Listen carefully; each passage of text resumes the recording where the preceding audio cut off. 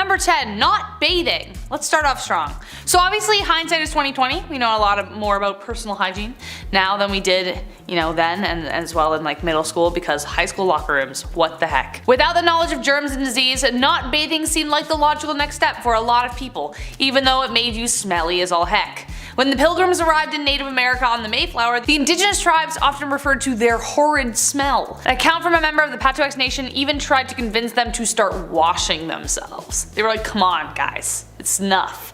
They washed their hands and faces, but they rarely washed their whole bodies. Though they believed cleanliness was next to godliness, that didn't necessarily mean they needed water to do it. They believed that should they submerge themselves, they risked disease. This could be because they dumped their daily duties into the water, so that's likely. So instead they took dry baths where they wiped themselves down with a dry cloth, but it didn't really help much. Number 9, bedpans. It's always the worst when you get tucked in at night, you start to fall asleep, you're starting to doze off, and then you realize you need to pee. It's the worst. You gotta get up, walk down that long, scary hallway, blind yourself for 2 minutes, and then get cozy all over again. Well, in the Middle Ages, you would just toss your full bedpan out the window. Easy peasy. Heads up. Oh, oops. It's so gross. Or sometimes, if you were feeling a little lazy, this was also common, you would use the bedpan and then just slide it back underneath your bed and go right back to sleep. If anybody ever gives you shit for having cups in your room, show them this video, show them this history. You're fine, you're not that bad. Back in those days, we weren't exactly aware of the disease that we threw out the window as well. Most of the time it was number 1, so the rain could just, wash away the yuck, but these buildings were only one story. It wasn't going anywhere. If you were tossing anything out, you'd be stepping over it the next morning on the way to, the public execution or whatever. Number 8, a lead facial. Today, if you have tan skin from that hot summer glow, it implies that you have had enough leisure time to acquire such a hue. Getting a tan is the thing unless you're like me and slather on that sunscreen for health, and so you look like a newborn baby when you're 80 years old. However, it was the opposite in times of old. If you had sun-kissed skin, that meant you worked hard in the fields, a symbol that you were a peasant or of lower class. If you were rich, you tended to have much paler skin, therefore implying your status, but simply staying out of the sun wasn't enough. Elizabeth I used a combination of lead and vinegar to achieve a bright white complexion and to hide her smallpox scars. The compound was called ceruse. This tradition even goes all the way back to women in the Roman Empire. A well-known actress named Kitty Fisher was also said to have died from the material as it slowly poisoned her with daily use. The material would add blisters, so she put more on to cover it up. Same with Elizabeth, and yes, slowly you understand. Number 7, Victorian Laundry Day. You spill some mustard on your shirt today, that stain will be gone by time you get home. We're pretty advanced when it comes to quick stain removal today, but like the Romans, which I'll talk about later, it wasn't always smooth sailing. Take the 18th century for example. When Laundry Day came around, it was an event. It was like an ultimate chore. They had to take daylight in consideration and plan their washing days, as in more than one. The Victorian era was exhausting. They would soak their clothes overnight, then the next day would be spent soaping them up, boiling them, rinsing, soaping again, rinsing again, maybe soap one more in case there's too much pee-pee, and then rinsed another time, wrung out, mangled, laid out to dry. Hence the sunlight timing, starched and then slowly ironed. Cut to today, we have to encourage adults not to eat Tide Pods or drink bleach. We'll get there, maybe, I don't know. Number 6, wigs and makeup. When you don't bathe and are overall just smelly, you're gonna need to do something to cover up whatever the heck is building up beneath that bodice. Wigs would have never become as popular if it weren't for a very specific venereal disease called syphilis. By 1580, the STD was the worst epidemic since the Black Death. Patients clogged hospitals, and without antibiotics or protection, things got pretty nasty. Sores, blindness, rashes, dementia, and patchy hair loss. Thus, for the sake of keeping up appearances, wigs came into fashion. Also the makeup I mentioned before. Balding was a huge humiliation, so they made wigs out of horse, goat, and or human hair. They also cover the wigs in powdered scented with lavender or orange to hide any foul odors, and as we suspect, there were a lot of foul odors. They weren't stylish until 1655 when the King of France started losing his hair and had 48 wigs made. Then 5 years later, his cousin Charles II of England joined the train, and suddenly powdered wigs became like the next best thing. Wigs did help curb the lice problem though, because the human hair had to be shaved in order for the perukes to be worn, but the wigs themselves had to be deloused often. And yeah. Number 5. Urine deep. Turns out we used pee for a lot of things back in the day, and today we still do? Question mark? The Romans used urine to wash their clothes, and even more impressive / gross is the fact that they used urine to help with inflammation, burns, or skin disease. Yeah, pee was the #1 trick. Get it? Number 1? Okay, we'll move on. Best way to whiten that smile was not a Crest white strip, but rather a facial mask dipped in the mellow yellow. Just pee. This is so gross. We mentioned on this channel before that Gladiator sweat was once bottled and then sold. Well, their pee as well was sold as this beauty product. Clean out those pores with a drop of Igor. Get it while it's hot, folks. This is extremely gross, obviously, but it does make sense. The ammonia in urine kicks stains away for good. That's why they would wash their clothes in the same way. Now we get it. History. Gross. Number 4, rush plants. Today we use chic shag carpets that, really tie the room together. Sips White Russian. But back in the olden times, they used something called the rush plant to pad their floors. But the thing was, this layer of dense plant material was a breeding ground for nits, ticks, and other creepy crawlies. It was a really unsanitary situation, but what else were you supposed to do? However, this kind of flooring made them vulnerable to disease and infection. The reason being, as these floors would not be renewed for sometimes 20 years, the bottom layer, left undisturbed, would accumulate a lot of really gross stuff like animal droppings, feces, the piece of grizzle you dropped that one time, fish scraps, whatever. So it was just not, it was like basically a swamp down there. Number 3, royal bum. The groom of the stool is a little bit different than the groom of a wedding. It was perhaps one of the worst jobs to have, but, pun intended, it's one of the most important roles. The groom of the king's close stool was a position created during King Henry VIII's reign. Their job was to wipe the king's butt. And if that doesn't sound horrible enough, this poor lad would carry the king's stool with him, like on his back like a JanSport, and then monitor the king's meal times, and they would plan their day around when they thought the king would take a shit. I would be so anxious if a guy wearing a box toilet was just hanging out near me. He's like, hey, you feeling alright, boss? You good? You feeling full? That was a lot of bread earlier. You sure? Alright, take 5. Just, I don't know. Just take a look. I don't know. I'll let you be. Just jump. You must be thinking, what poor soul got stuck with this job? Well, this job was an honor, my friend. Sons of noblemen were awarded this role. You would get pretty close to the king, I mean obviously, but as time went on, these grooms became secretaries to that king. Pretty good upgrade. Eventually, getting a higher pay and benefits. Yeah, I would hope so. Even the king's walking, talking toilet gets dental back in the day. How neat is that? Number 2, eagle dung. I'm honestly not even sure what to say about this. You have to have some kind of magnificent conviction to be like, I have no reason to believe this is true, but I'm 110% sure that bird dung will fix it. Like, that's some kind of confidence I don't think I'm ever gonna get. Eagle dung was a common substance found in the birthing room of all places. It was often rubbed in to alleviate the pain, most often accompanied by rose water, because who wants to smell that while they're bringing life to the world? No one, obviously. Obviously that didn't work, and the bacteria from the stuff probably didn't help their recovery either. They also used to place amulets and charms on the stomach to speed contractions and put coriander on the thighs. Coriander was believed to attract the baby out of the womb. A risky move considering people either love or hate coriander. There's no in between. It either tastes like soap or it's the best thing you've ever had. If the delivery was proving difficult, they would open cupboard doors, untie hair, and perform other metaphors to help the mother deliver easier. But it's the eagle dung that really gets me here, folks. I have no excuse for them. Number 1, the dirty dead. What feels like a never-ending maze, the catacombs under Paris stretch for hundreds of miles. They're a big tourist attraction obviously today. Horror movies have been made about these catacombs, just these walls of skulls, but where did they come from? Why were they put there? Also, how bad was that smell? See, originally the tunnels were built for Paris stone mines, but near the end of the 18th century its purpose started to shift. Cemeteries were starting to pile up, and I mean that in a literal sense, disgusting. There was nowhere to put all these bodies, and everybody else started to get sick because of them, because they were breathing in, dad corpse hot dog breath. They didn't quite know how to handle the dead in a clean way, so they just wanted these bodies out of sight and out of mind. So all these dead bodies that were laying in alleys or on the side of the road, they were gathered and then tossed under the city in these tunnels.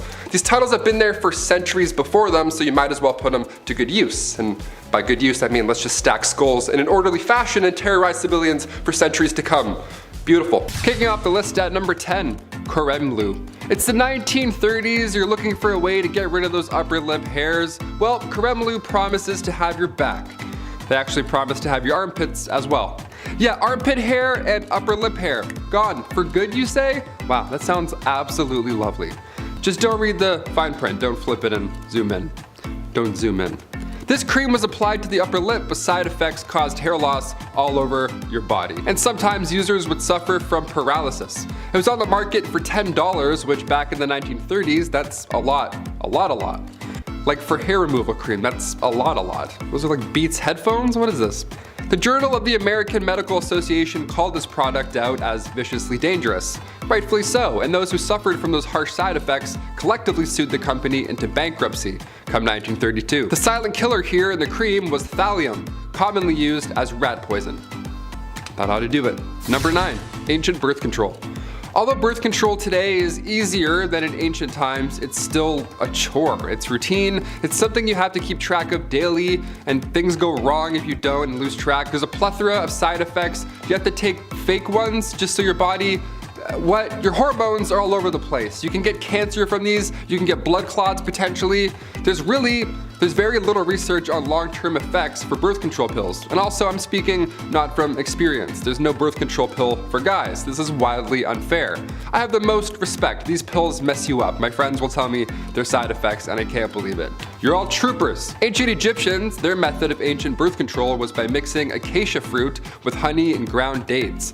This paste would then be used directly, and believe it or not, it was rather effective. Acacia gum ferments and then turns into lactic acid, which can prevent pregnancy. Not all of these ancient methods worked like this. There's another that's really bizarre, and I'll save that for the end. It's absolutely insane. I can't believe it. We'll ease our way there, you know, we'll start nice. Number 8, lash lure. Turning the calendars back to 1933, the year FM radios and drive-in movie theaters were introduced, and as well as the horrifying and deadly mascara, lash lure. This 1930s cosmetic contained a chemical, p-phenylethylamine. That's how you know it's bad, when you can't even pronounce the thing. This mascara left blisters all over your face, your eyelids, the whole thing. It was really bad. There was eventually a death in 1933. One woman sadly developed an infection, a bacterial infection, and then passed away. It was so bad that later that year, her before and after photos were used in an FDA display titled The Chamber of Horrors. It was a horrible incident, but a good way to get the attention from higher-ups so something like this never happens again. Lash lure was then the first product in history that was removed from stores entirely, so it worked. We're in the middle of something kind of similar now, I think. Cigarette packages have those horrible side effects to smoking right there on the packaging. The girl with the face. Could we see the day smoking is outlawed? I don't know, I feel like we're close. It's caused quite a few more deaths than lash lure, that's all I'm saying. Number 7, bad toothpaste. Doramad toothpaste was advertised in the 1920s. The ad shows a blonde lady with a lovely smile. Some would even say glowing. Right below reads Doramad radioactive toothpaste. Radioactive toothpaste. That sounds bad. I've played enough Fallout to know that radioactive toothpaste probably isn't a great product, especially to put in and around your mouth. It even loudly advertises its radioactive ingredients. Can you imagine this? Increase the defense of teeth and gums. The cells are loaded with new life energy. Good gums don't bleed, they actually glow. That last one I made up, but you can't tell, right? How insane is this? This secret ingredient to shinier smiles and brighter futures was thorium. The god of thunder does not brush with thorium. He uses it to polish his hammer. Yeah, it's very toxic. Number 6, Gorad's cream. Once advertised as a magic beautifier, doesn't that sound like a neat time? Gorad's Oriental Cream hit the market back in 1936. This cream was supposed to freshen up your skin, make you look lighter, younger, whatever Paul Rudd's doing, whatever his secret is, we're still trying to figure that one out. That sort of thing. But instead, this skin cream had one user ending up in a book that's very Chamber of Horrors style. This magic ingredient that was meant to magically make you beautiful had some magic mercury in it. Not something you want on your face, yeah, at all. The results were haunting. This woman had soon developed black gums, her teeth loosened, and dark rings appeared around her eyes and even her neck. Mercury poisoning is not fun. Number 5, moss. We're halfway through, and I'll say it again. I'll remind you all again, I have the utmost respect for you ladies. As a guy doing this list and writing this list, I mean, the things you had to craft back then and then, put, oh my lord. For example, going back to the 10th century, this was a time long before Tampax was ever even a thing. Women were forced to get creative when it came to personal hygiene. They had to just figure it out themselves and literally collect grass or moss, sheepskin lined with cotton. It was mostly moss all the time. You all are absolute troopers. If it wasn't moss, other solutions were small pieces of wood with lint wrapped around it. Number 4, Q-tips. If you haven't heard, Q-tips are not for your ears. Yeah, I thought this was a rumor. Turns out we're all lawbreakers. I use 2 at the same time if I'm in a rush. No, flip them. I'm a vigilante when it comes to Q-tips. Q-tips were invented in 1923 by Leo Gertzensang, right after his wife stuck cotton balls to the end of a toothpick. Kinda sounds like his wife invented Q-tips, but okay, we'll roll with it. From 1923 to 1926, they were named Baby Gays, and then Q-tip Baby Gays, and then finally just Q-tips. It's like a Sweet Baby Ray's, that barbecue sauce. Oh, so good. If they just called it Sweet Ray's, maybe they give it out to the baby, I don't know. You have to try and work it out. I don't know what the bit is, but I'm like, hey, that's a great sauce, and I just thought of that sauce. Baby Ray's, Baby Gays. Back in those days, Q-tips were dipped in boric acid, and they were intended to sterilize wounds. Yeah, and we're just out here like, my eyes roll back every time. I get way too deep. I get too deep where I'm like, oh, it's gone. Huh, there it is, magic. I'm a magician. After this, there were even Q soaps, Q oils, Q creams.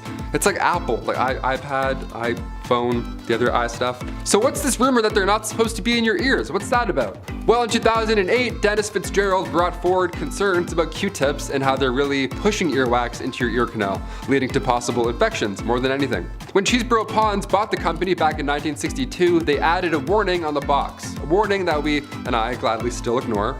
Just talking about this, I'm like, oh, I'm gonna go clean my stuff out. I have Q-tips in my bag, literally, I'm always prepared. Always strapped. Number 3, hair removal trick. In the late 19th century, something called thallium actate started to sweep the nation. It was a hair removal method which even today is the talk of the town. Laser off that peach fuzz for good. Zero. Gone. Thallium was used back in the day, but originally thallium was prescribed for those who suffered with ringworm. But even so, thallium didn't do anything per se about the ringworm, it just caused the patient's hair to fall off.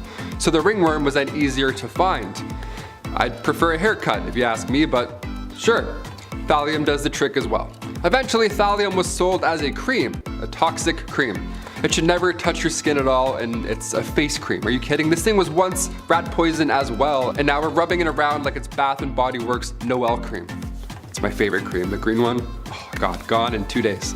This was outlawed, thankfully, in the 30s, but it had to get bad pretty first. Number 2, Aqua Tofana. Going back to the 1600s for this one. Also, if you're a murderino, you'll enjoy this bit of dark history.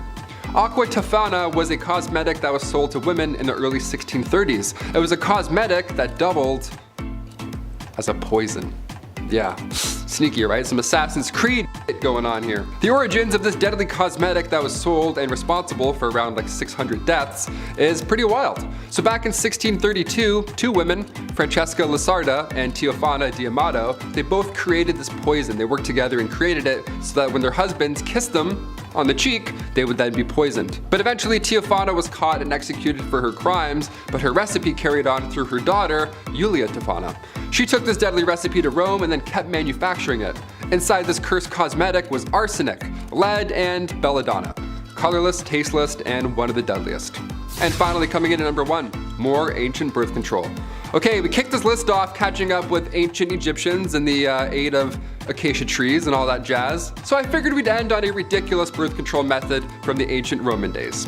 Cyrannus, who was known as a Greek gynecologist back then, his idea for Planned Parenthood was not a good one. It was not a good idea.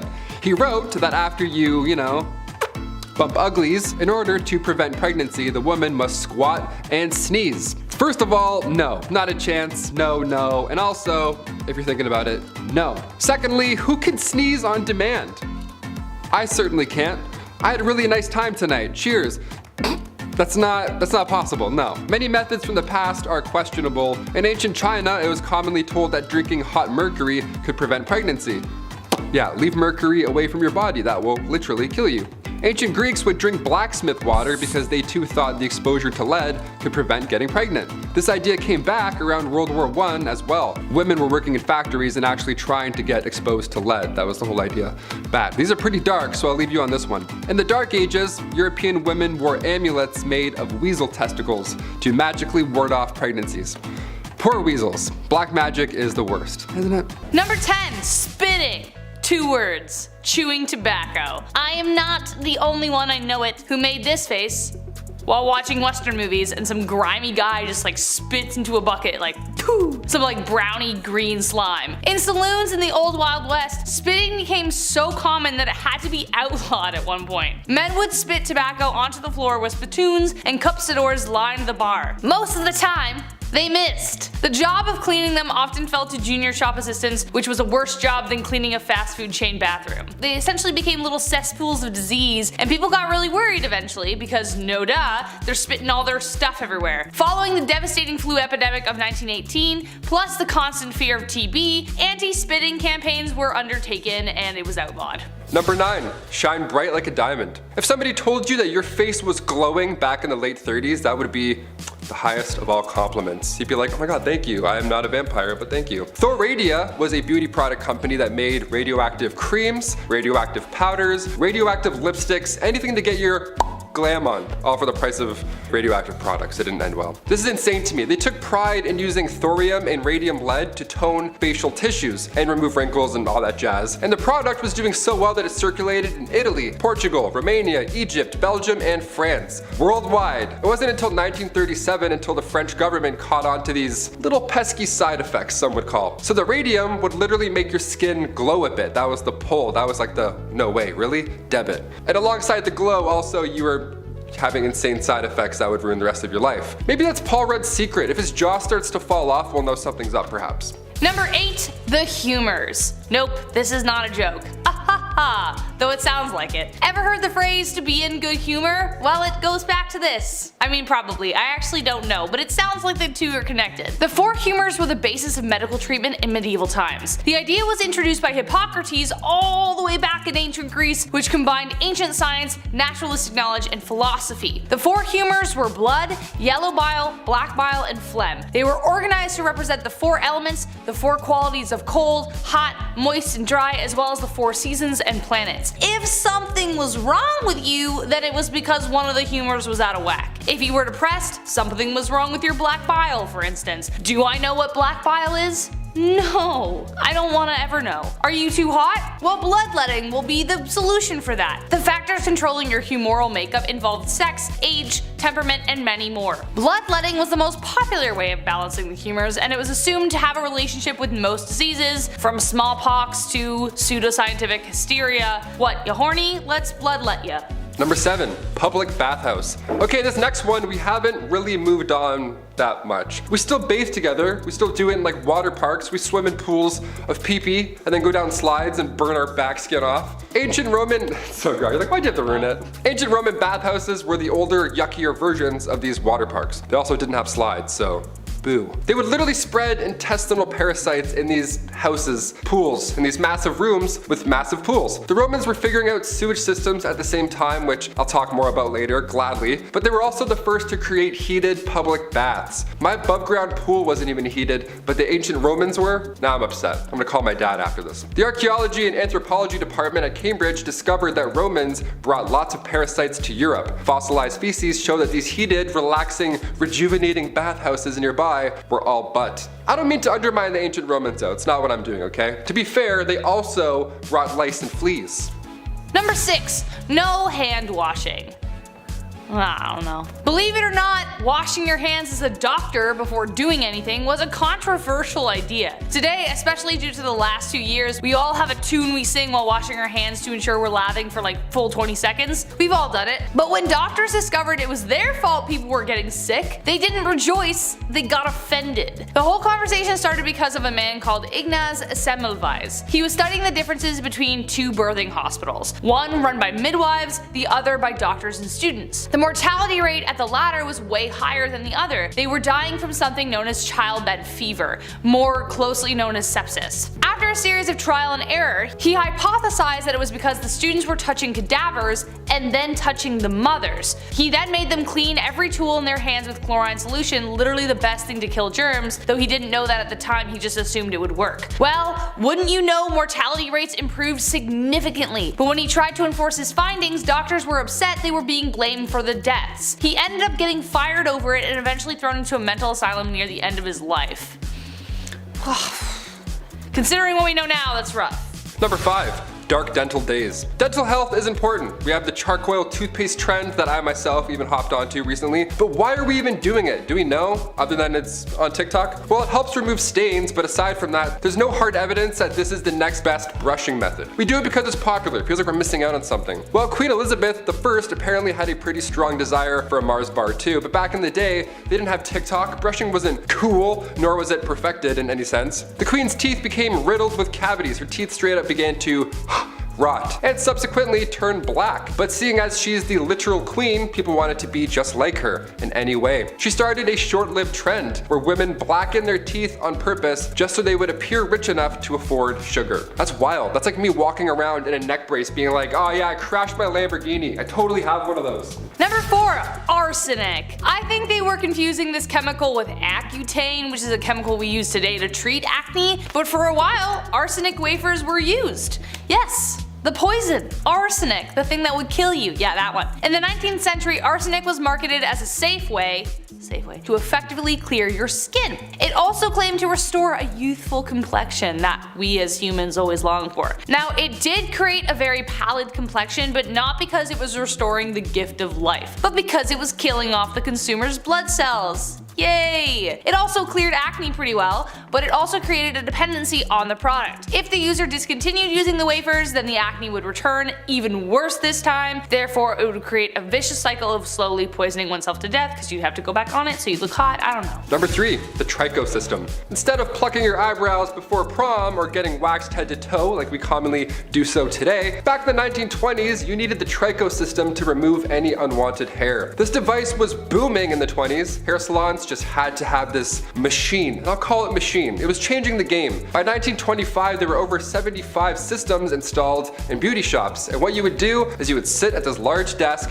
face a tiny small window, and for a few minutes you would just be beautiful. Just 20 simple treatments of this radiation beaming off your face, and then bam, you're beautiful. What's the trick, you ask?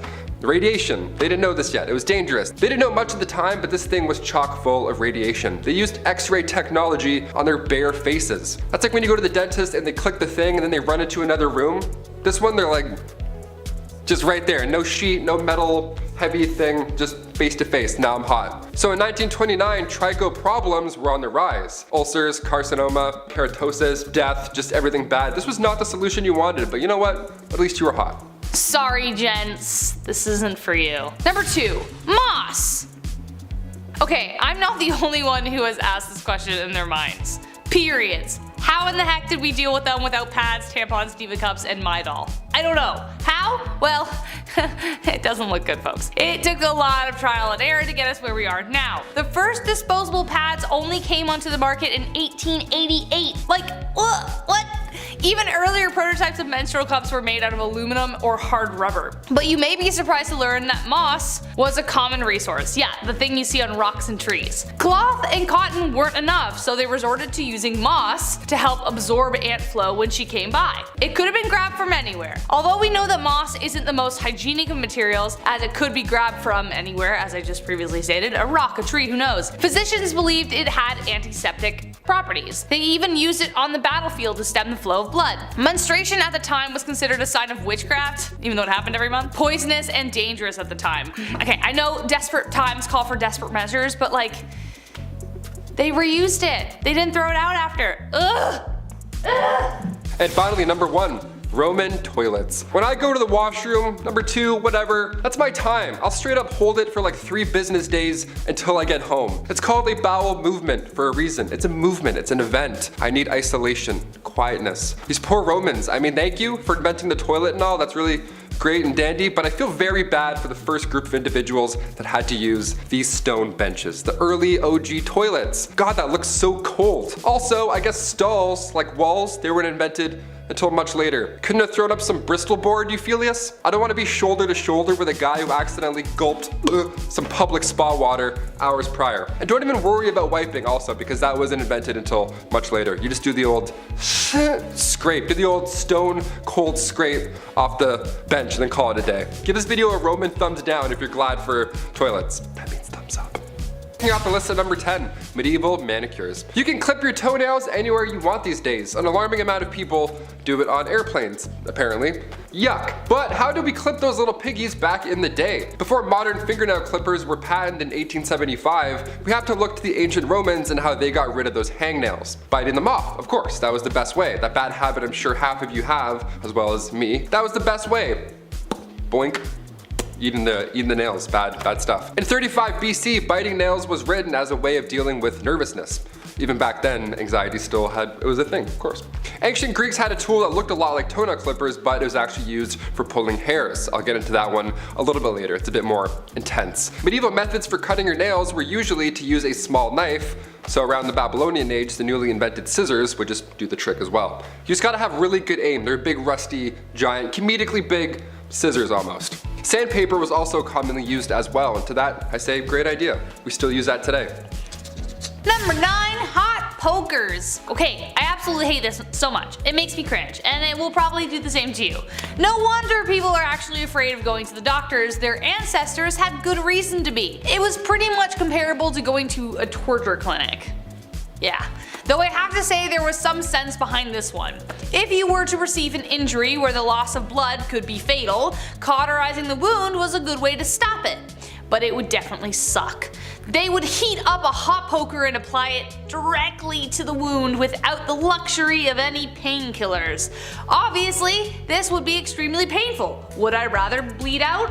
Or have this done? I honestly don't know. However, it would probably result in infection if not treated properly, especially considering that they didn't wash their damn hands, as we found out in the previous video. But they wouldn't just use hot pokers for blood wounds, they would also use them to burn off hemorrhoids and STDs and, I don't know, hopes and dreams. It was a bad time. Number 8, clamshell hair removal. Whew, here we go. Nowadays you can laser off any unwanted hair. Waxing as well, sounds like an absolute nightmare, but compared to how it used to be done, it's still our best method today. Looking back to around 100,000 years ago, long before Gillette had their 9-blade razors with cooling gels and all that good shit, we had to use seashells. Literal seashells. And when I say seashells, I don't mean they would glide across the skin and, Sweeney Todd themselves. No, they would use 2 shells and then put them together as tweezers and pluck the hairs out one by one.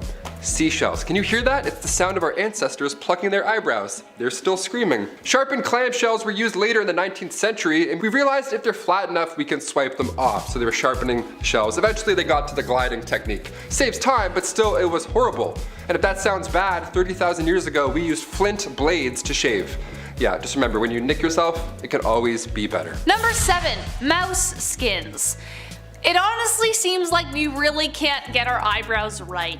In the early 2000s, they were plucked within an inch of their life. Today we have brow pencils, waxing, soap brows, which I really don't understand. Back in Elizabethan times, they were plucked entirely off of the face to make foreheads look bigger. And now there's this trend. Eventually, bountiful eyebrows came back into fashion, and for those women who weren't blessed with such brows, resorted to mouse traps. That's right, in order to get that luscious furry frame above their eyes, they would catch mice, skin them, and apply them to their eyes. Yay! In the 17th and 18th century, more specifically, women of nobility were known for shaving off their eyebrows entirely and stick on the mouse skin. It was better if the mice had really dark fur because the popular look of the time was pale skin and black eyebrows. Gee, I wonder where Snow White came from. But even more hilariously, they would place their brows higher than normal so they walked around looking surprised all the time. Imagine one of them receiving the worst news possible while simultaneously looking like they just won the lottery. Also, the glue wasn't very good, so they would fall off at leisure. Your mom died. Oh no! Like what the heck? Number 6. Horsehair dental floss. Yeehaw! Okay, despite how annoying dentists can be sometimes, flossing is vital when it comes to mouth cleanliness. But using horses' hairs to do so, that just sounds counterproductive, no? Early human remains were studied and it showed these grooves in between their teeth. So they would sharpen these little sticks on both sides or use horsehair to get those hard to reach places. Even back then, way in ancient times. If it wasn't horsehair, it was thin, long twigs. Honestly, I'd rather use the twigs. At least that has like a scent of some sort. I don't know, like minto green, something like that. Horse back? No. It really wasn't until 1815 until a New Orleans dentist named Levi Spear started to use silk thread to floss in between the teeth instead of hair. Thank you, Levi. As fun as horsehair flossing sounds, I'm gonna stick to the spearmint. Spearmint. Levi Spear. Wait a minute. Number 5. Crocodile done the deed. Again, I'm saying this again. Who had the gall? Who had the damn audacity to look at a steaming pile of digested animal excrement and go, you know, that will work for insert problem here. Once again, I put the question, how the heck did we survive? But nevertheless, we are here once again to bring to you yet another animal poop cure-all, and this time it was for contraception. Yes, in ancient Egypt, women would use crocodile dung as a contraceptive. Yay! Now, crocodiles were worshipped and sacred to the ancient Egyptians, so that could be one reason why they thought it would help. They would mix it with sour milk, to make it a pasty kind of poop dough with a hope that would create an acidic barrier to sperm. Kind of like a dungy version of a diaphragm or a cap used today, but covered in spermicide. We had to start somewhere, but I honestly can't think of a better way to kill the mood. Hold on, honey. Gotta shove some poop out there. Number 4. Sulfur for freckles. Ooh, this next one gets me hot. This next one hits too close to home. Sorry, frecklers. I love my freckles. Every summer they pop harder and harder. Better, faster, and stronger. I love them. But back in the day, there were some pretty insane methods to get rid of them. I know, get rid of them. How could you, right? How dare you? Having freckles in ancient Roman days meant you couldn't participate in your favorite magical rituals. Yeah, sorry, Balthazar. I'll catch the next meeting, I guess. I'm gonna go wash up. Having freckles meant you were impure or polluted. And in ancient Greece, having a beauty mark or 1,000 on your face or cheek meant a bright future was in store for you. So depends really where I am. I'm like, huh? Medieval Europe, moles or freckles meant that you were for sure a witch. Great. That one they're onto something a little bit. I got witchy vibes. Ancient China, if you had a red or black mole, that was actually a good sign. But a brown mole, like this one, meant grave warning signs. Eee. So depending where and when you were, that freckle that you named when you were 7 could have possibly changed your entire life. In places where freckles weren't desirable, sulfur was used daily to get rid of them. We don't recommend lathering your face with sulfur. In fact, I think magical rituals are safer. Number 3, Versailles and other palaces. Did anyone else imagine when they were a kid that they were born in the wrong era and should have been like prancing around in golden embroidered gowns in palaces, or being in a masquerade decked in velvet across the room from your secret lover? Some more than most. Except there is a lot missing from that fantasy, specifically the smell. You'd think a place like Versailles with like halls of mirrors and lots of gold everywhere would be like the cleanest place to live in the 18th century, but the reality was stomach churning. Remember that red velvet dress? Well, that hadn't been washed in God knows how long, and you were stuffed in a room with people wearing the same thing, and everywhere was a toilet. That's right, nobles didn't wait to empty themselves in a chamber pot or bathroom of some kind. Versailles was their toilet. They would relieve themselves in empty fire pits, imagine if it was occupied, in the stairwell, behind doors, wherever they felt. Sounds too ridiculous to be true? Well, take this 1675 report of the Louvre Palace in Paris, and I quote, "On the grand staircases, behind the doors, and almost everywhere one sees, there are masses of excrement. One smells 1,000 unbearable stenches caused by calls of nature, which everyone goes to do there every day." Unquote. Things got so bad in other palaces, Henry VIII even had to decree that cooks in the royal kitchen were forbidden to work naked. Why were they working naked? I don't know. Or in garments of such vileness as they do. So as for my first point, I think I was born in precisely the right era. Number 2, finger food. You ever go to somebody's house for dinner and they have like 15 forks laying in front of you? Just way too many utensils for no reason. That's why I like nachos, okay? It's not intimidating. Burgers aren't intimidating. You can just eat with your hands and get messy. It's easier. It's way more fun as well just to dive in and make an absolute mess. Like medieval times, for example, they had cutlery, but you had to be somebody fancy to have it. Most of the population, being poor and all, had to eat with their hands. Chopsticks were first used during the Shang Dynasty. The oldest chopsticks ever found went as far back as 3000 BC. But come 400 AD, China's population spiked, resulting in a lack of resources for food. These stirring sticks now got a lot smaller to fit for their smaller portions, and that was the start of chopsticks. Fun fact, come the 16th century, the rich and fancy carried their own set of forks with them to their royal dinner. King Charles V of France had a vault with a few forks in it. He's like, hey, check this one out. Bing. That's how rare that kind of metalwork was back in medieval times. I bring plastic forks to work. Does that count for something? I have like 2 in my backpack, maybe 3. Number 1, and last but not least, a gong farmer. Adding to that fantasy I spoke about earlier, living in a castle with a glistening, sparkling moat. What moat could you want? Well, I'm sorry to say that moats often doubled as toilets. Very often when castles were built, the toilets would be built high up in the castle, hanging over the moat so that it would just drop right in there. But another way they would deal with their droppings was to build a toiletry over a cesspit, kind of like an outhouse, or kind of exactly like an outhouse. Except at one point the cesspit would fill up. Enter the hero of the hour. Today we have people with machines who do it. Somebody actually had to go in there and do it himself with their bare hands. Friends, remove your hats in honor of the gong farmer. Their job was to get on in there, shovel it out by hand, and ferry it to a spot where they could bury it. It was a dangerous job for a multitude of reasons, the top ones including the pits were often riddled with disease, and they were often quite deep. So as a result, they were paid very well for the time to sweeten the fact that no one would go near them, so they would be forever alone. But even then, lives were lost. One man by the name of Richard the Raker fell into one and drowned. What a way to go. Number 10, wash your hands. No, seriously, go wash your hands right now. When was the last time you washed those filthy mitts? Go wash your hands. Washing your hands is super important, especially these days.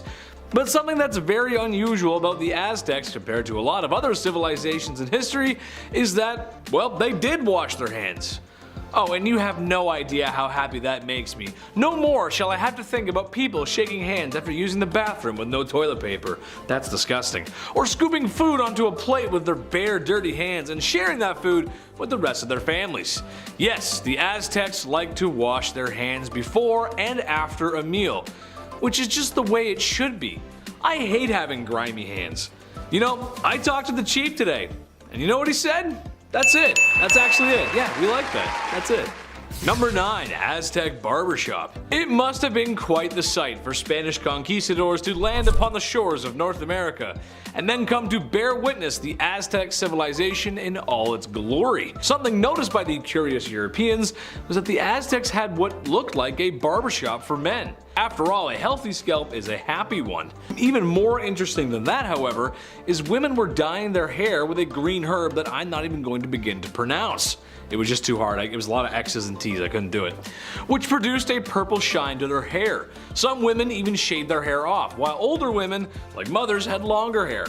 Man, it's almost as if a beautiful civilization was starting to flourish. Well, I'm sure nothing bad ever happens to the Aztecs, right? Number 8. My heroes. Let me create a scenario for you. I like creating scenarios. Let me create a scenario for you. You're on the way to a certain event that is very important in the big city. Maybe it's a new job, a new summer fling, or something that requires dry pants. But now your stomach is acting up. It's big angy. Your stomach's making sounds that are becoming more audible, and you can feel soon you will require a bathroom. But you hold it in. I can make it past this event and then go, you say to yourself. No problem. But now you've got cramps, sweats, and you're getting anxious as you know that DEFCON 1 is approaching. You now have to make a decision to make a rush to find a bathroom, or be late for your event, or take a gamble with your underwear and dignity. Yes, that is a feeling I know all too well, but perhaps I should have been living in the Aztec Empire, as they had public washrooms all over the city. That's just awesome. Oh, what sweet relief. As if that weren't the most unusual, they also had citizens cleaning the streets, which is pretty unusual for the time. Yes, cleanliness was very important to the Aztecs, and honestly, I think there should be public toilets on every street corner. Please, sometimes I gotta go. Number 7. Thirsty. After a trip to the public washrooms, you may need a drink of water to rehydrate yourself. I mean, come on. I know I could use some hydration after that. Sometimes it gets really sweaty in there. Well, it's a good thing that the Aztec cities had canals, and not just the kind of canals a small Italian gentleman drives a boat through on Valentine's Day, but canals that handled both transportation and irrigation. Aztecs knew just how important water was for life, but perhaps most unusual about the Aztecs is their night soil collectors, which honestly sounds like it's hiding something just in that name. Night soil. Basically, they were beta garbage collectors who used canoes to transport this night soil to farms for fertilizer. And yes, night soil is exactly what you think it is. Poop! But it's unusual for a civilization to be so conscious of where their waste goes. Don't believe me? Well, how about this summer we all get together, we all go up to New York City and take a dip in the Hudson River. Yeah, not many takers, didn't think so. They were doing their best with what they had. And if women don't find you handsome, they should at least find you handy. You know what I'm saying? Number 6, ye olde dentistry. Look, every time I find a decent dentistry fact, I slap that bad boy in here like a D-based infomercial host with a surprisingly effective kitchen gadget. You're gonna love my nuts. Remember that guy? This is just one of those facts. Do I have a fear of the dentist? No. No, I don't, because my dentist is nice and has all the modern amenities to make me feel at ease. A comfy chair, laughing gas, and putting Peppa Pig on the TV because I'm a big baby. Goo goo gaga. However, no amount of any of those things I mentioned can prepare you for the dentistry before the year 1900.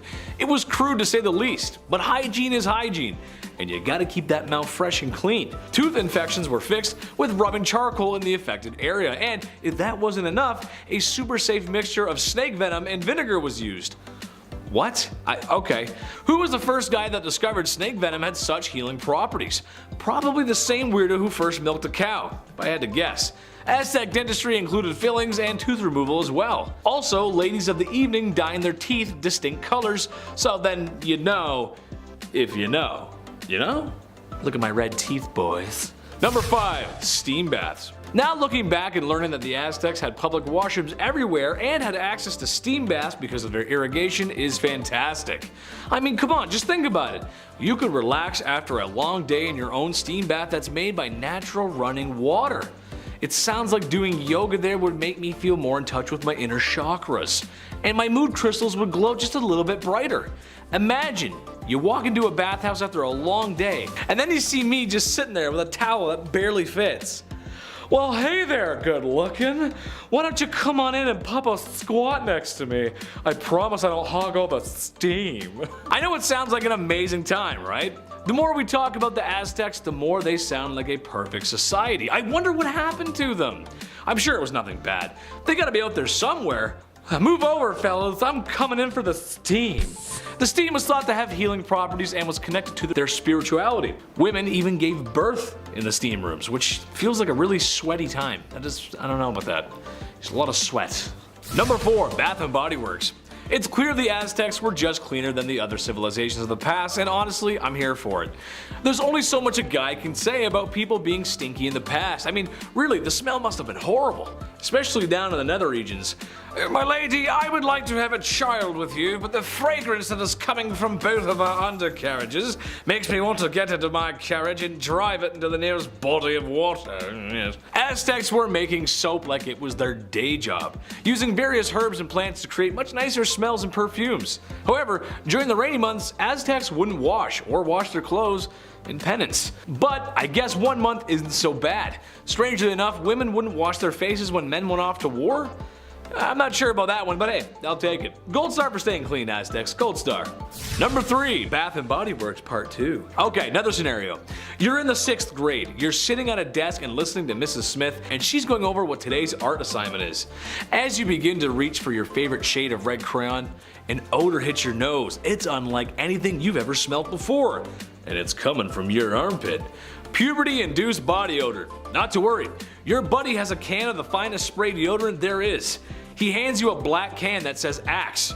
You are now one of them, and you start showing up to school dances with a seafoam pink button-up shirt with the collar popped, and a Justin Bieber haircut with the hat on backwards. Yeah, that's right. All while drenched in a can of Axe's finest. Shark tooth necklace shows every girl in the room that you're a tough guy.